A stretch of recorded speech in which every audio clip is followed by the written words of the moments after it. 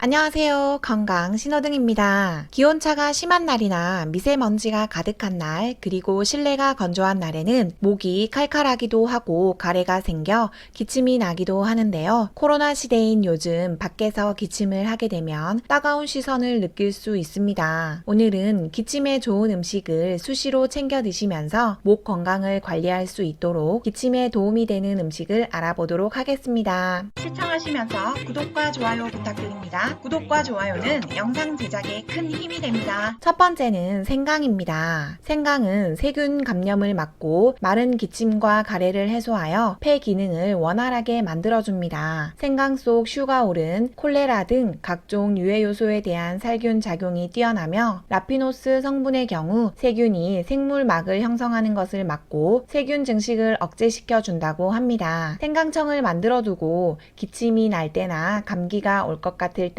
따뜻한 차로 마셔보시면 좋을 것 같습니다. 두 번째는 오미자입니다. 오미자는 5가지 맛을 낸다고 하여 오미자라고 불리우는데요. 그중 신맛이 가장 강한 것이 특징인데 이 신맛이 침을 고이게 하여 신장을 자극해 점액을 보충하여 입마름에 도움을 준다고 합니다. 기침이 심하거나 목이 잘 쉬는 사람들이 꾸준히 차로 마셔주게 되면 목이 간지러운 현상들이 개선되고 만성기관지 확장증에 기침, 천식 등에 효과적이라고 합니다. 세 번째는 도라지입니다. 도라지는 기침에 좋은 음식으로 배와 함께 차로 달여서 먹기도 하는데요. 동의보감에 의하면 도라지는 고름과 가래를 해소하는 작용이 뛰어나며 목감기와 호흡 곤란 등을 완화하는 데 쓰였다고 합니다. 도라지에는 사포닌 성분이 풍부해서 가래를 삭혀주고 기침을 가라앉히며 해열, 진통을 억제해주는 효과도 있으며 또 안토잔틴이라는 성분은 유해 물질을 몸 밖으로 배출시켜 준다고 합니다. 네 번째는 무입니다. 무도 기침에 좋은 음식인데요. 무의 매운맛을 내는 시니그린 성분은 점막을 자극해서 점액 분비를 활성화시켜 기관지 점막에 들러붙어 있던 가래를 묽게 만들어 쉽게 뱉어낼 수 있게 해줘 가래가 끓고 장기침이 나는 증상에 많은 도움을 준다고 합니다. 점막을 튼튼히 해주고 열을 내려주는 작용을 할 뿐만 아니라 소화 기능도 활성화되기 때문에